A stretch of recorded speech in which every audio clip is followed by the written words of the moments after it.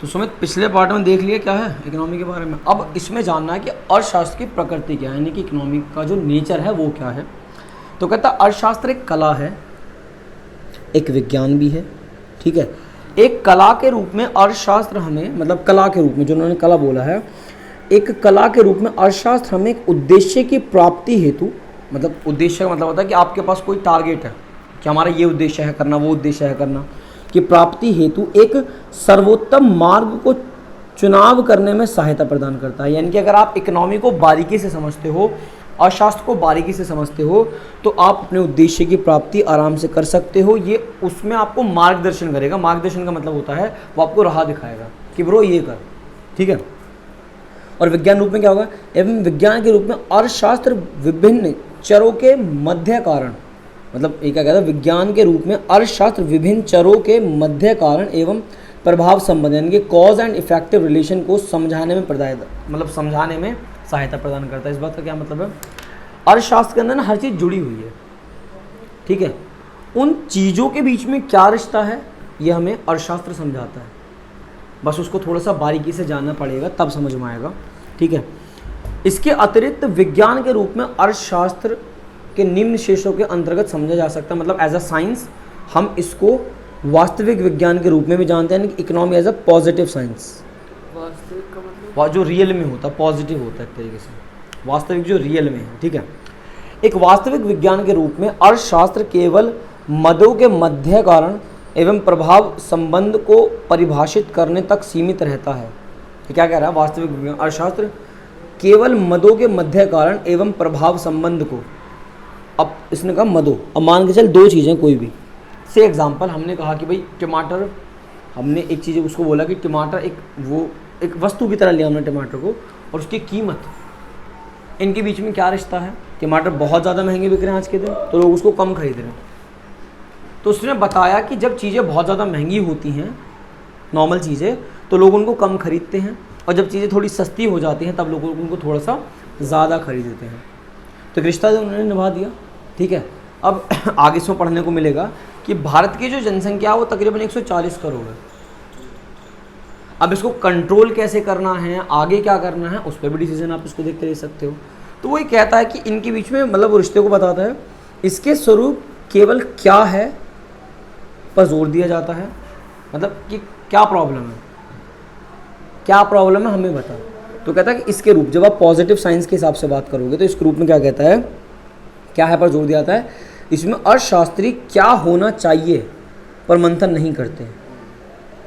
भारत की जनसंख्या क्या है आज के दिन, 140 करोड़, क्यों है, क्या होनी चाहिए, उससे पे बात हमें नहीं करनी। मतलब आपको हमने बता दिया कि जी ये है, तूने पूछा भाई कि इसका मतलब क्या है, कि इसका मतलब ये है, क्यों है, कैसे है, क्यों है, इन पर कोई बात अभी नहीं करनी इसके अंतर्गत, ठीक है। पर मंथन करते हैं। इसमें सही एवं गलत अथवा ये कहता मूल्यपरक संदेश नहीं दिया जाता, मतलब कि ये सही है गलत है, उन्होंने बोला ठीक है, आपने बोला मान लिया, दैट्स इट। बात करते हैं 140 करोड़ है, अरे यार तो बहुत ज़्यादा है, इस पर बात ही नहीं करनी। मूल्यपरक मतलब उस पर वो कहता है कि उसमें वो डिटेल में नहीं जाएगा। अच्छा। वो कहता है कि क्यों 140 करोड़, तूने पूछा कि भाई भारत की जनसंख्या कितनी, 140 करोड़, सिंपल हो गया, ये पॉजिटिव को दर्शा रहा है, ठीक है। इसके तथ्यों में जैसे वह है वैसे ही कहते हैं प्रदर्शित किया जाता है। उदाहरण के लिए भारत में बेरोजगारी की दर अधिक है, यानी कि भारत में अनएम्प्लॉयमेंट बहुत ज़्यादा है, क्यों है, क्या करें, इन सब पे बात नहीं करनी, बस बेरोजगारी भाई भारत में बहुत ज़्यादा है, सिंपल। कि सुमित अनएम्प्लॉयमेंट बहुत फैल रहा है, पढ़ लो।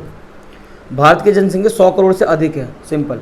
भारत में कीमतों के बढ़ने का क्या कारण है, भारत में कीमत बहुत ज़्यादा है, हर चीज़ यहाँ पे बहुत ज़्यादा महंगी, इन्फ्लेशन की वजह से है।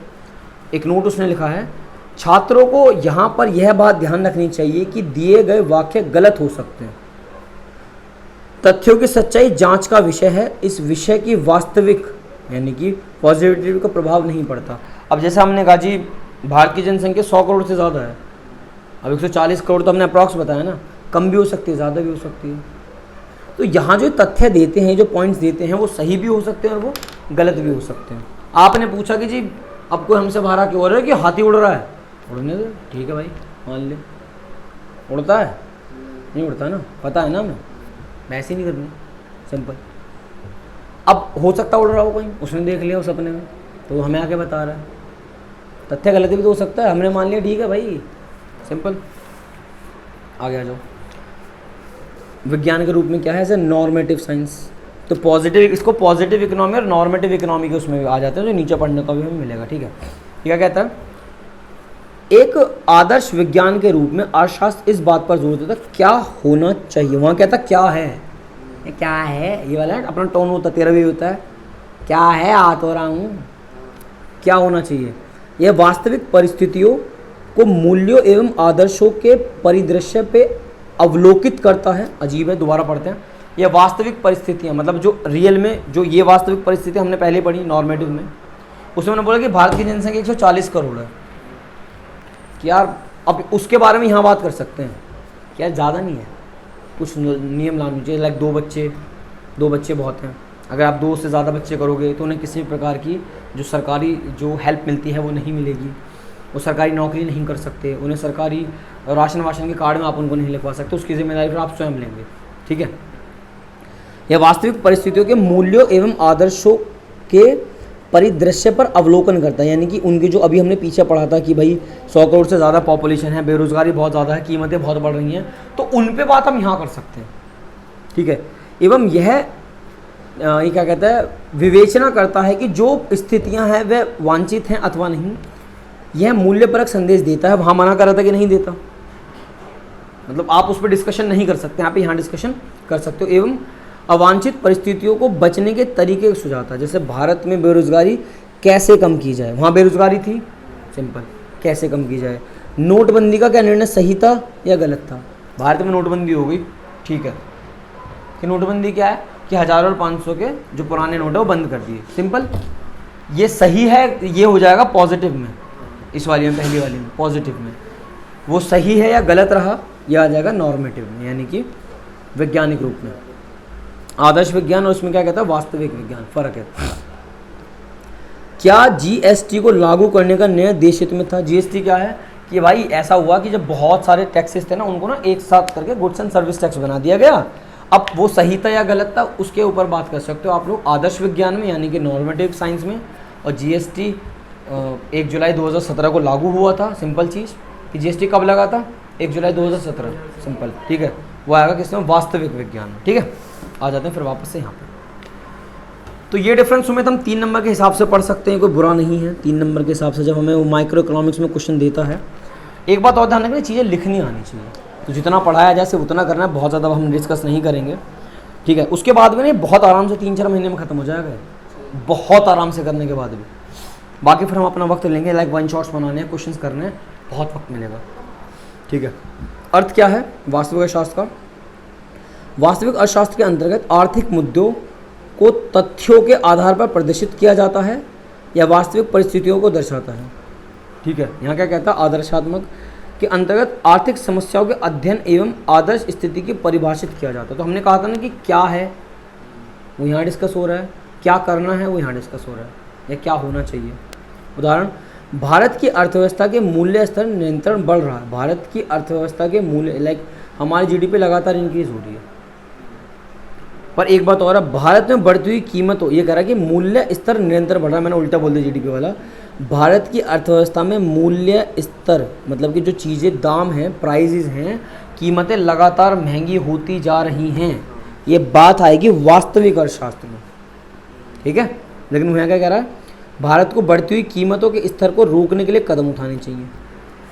प्रॉब्लम हमने यहाँ देख ली, लगातार चीज़ें महंगी हो रही हैं, उसको रोके कैसे, उसकी बात आप नॉर्मेटिव यानी कि देख रहा मुंह सूख जाता बोलते बोलते, और कुछ नहीं। आदर्शात्मक, वास्तविक और आदर्शात्मक यानी कि नॉर्मेटिव इकोनॉमी में हमें डिस्कस करेंगे। कथन की बात करें, इसका संबंध क्या से है, इसमें क्या होना चाहिए से है। सत्यता की जांच, इसके अंतर्गत परिभाषित वाक्यों की सत्यता की जांच की जा सकती है, इसके अंदर वाक्यों की जांच नहीं की जा सकती। मतलब कैसे, इसका मतलब सत्यता मतलब वो सही है गलत है, हाथी उड़ता है, सही बात है, गलत है, होगी जांच, सही है। फिर हमने बोला कि यार इतनी जनसंख्या बढ़ रही है, अभी हमने बोला ना कि जनसंख्या बढ़ रही है, चीज़ें लगातार महंगी हो रही हैं, अब तो उस पर अपनी राय रख सकता है, वो राय सही है या गलत है, हर व्यक्ति की राय अपने आप में सही है ना, ऐसे सोचा जाता है। तो 3 नंबर के बड़ी प्यारी लाइटर बन गई। ठीक, तो ये वाला इतना ही डन। ठीक है, इसके बाद डिस्कस करेंगे ये सब्जेक्ट मैटर्स ऑफ इकोनॉमी, यानी कि अर्थशास्त्र की विषय सामग्री, इसमें माइक्रो इकोनॉमिक्स और मैक्रो इकोनॉमिक्स के बीच का डिफरेंस मिलेगा, जो बहुत इंपॉर्टेंट है।